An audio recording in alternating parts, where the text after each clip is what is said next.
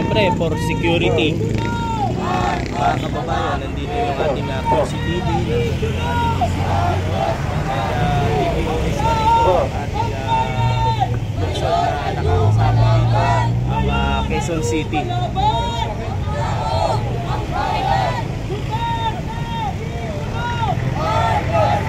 Ano to? Tapatan na to. Maya uurong yung mga yan. Nandun sila sa kabila eh. Itigil ang pamamaslang! Nandun na side po eh. Nandun na side po mga kababayan sa Freedom Park. Yung mga tao dito. Yung mga pro Duterte. Marcos panagutin! Hustisya para sa lahat ng biktima ng pamamaslang! Hustisya para sa lahat ng biktima ng pamamaslang! Hustisya! Duterte ikulong! Marcos panagutin! Mga kasama, mga kababayan, akala siguro ni Duterte kaya niyang lokohin ang taong bayan.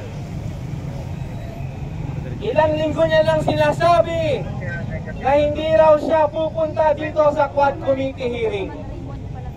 Noong na-cancel ang hearing, sabi niya pupunta na siya.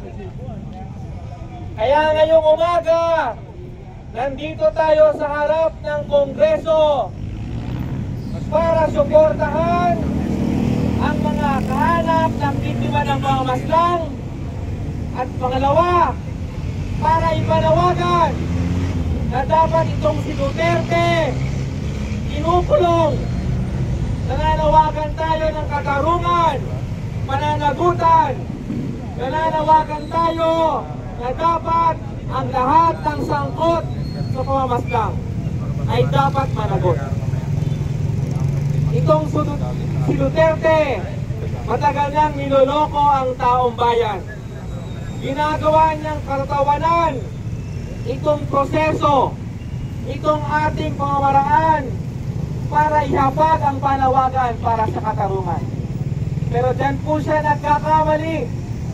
Dahil kung dumating man o hindi si Duterte, basta merong Quad Committee hearing, basta harap ang mga kahanap ng biktima ng pamamaslang, tayo po ay nandito sa harap para magbigay ng suporta, para palakasin ang loob ng mga nanay, mga kapatid, asawa at anak, at hindi sa lahat, para manawagan ng katarungan. Kailangan magbigay aral sa lahat ng opisyal man ngayon o noon, at lalong-lalo na kay Duterte, na ang mga buwapas lang ng mga inosente, ang mga sangkot sa extrajudicial killing ay dapat managot.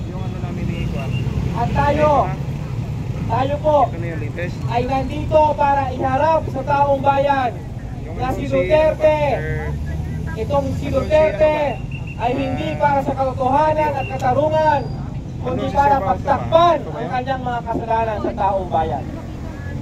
Ano-ano po ba ang mga kasalanan ni Duterte? Nandyan po itong extrajudicial killing na may kinalaman sa war on drugs.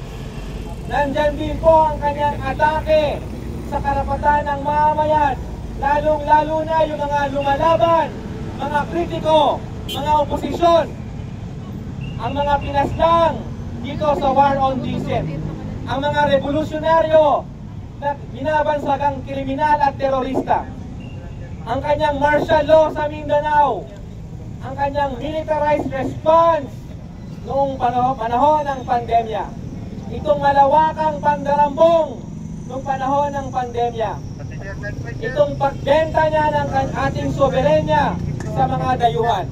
Kaya napakaraming kasalanan ni Duterte at siya dapat ay managot sa taong bayan.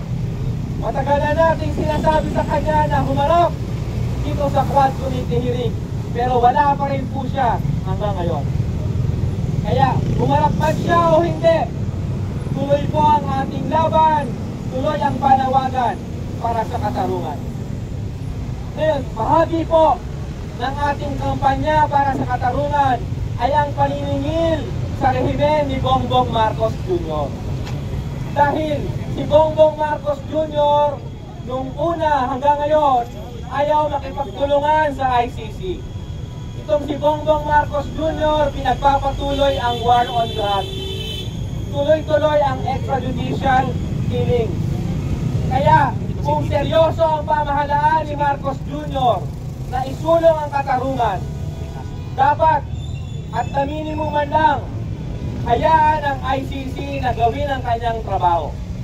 Pangalawa, ang lahat ng ebidensya na lumalabas sa Quad Committee hearing, ang mga testimonya ay gamitin para kasuhan ang mga sangkot sa pamamaslang. At higit sa lahat, dapat itigil na itong war on drugs. Itigil na itong counter-insurgency program kung seryoso ang pamahalaan na magtulak ng katarungan sa ating bayan. At sa hanay naman po natin, tayo po, ang hanay natin ay tuloy-tuloy na sumusuporta sa kaanak ng lahat ng biktima ng pamamaslang at higit sa lahat, tayo ay tumitindig at lumalaban para sa katarungan at para sa karapatan. Maging sino man ang nakaupo sa Malacanang.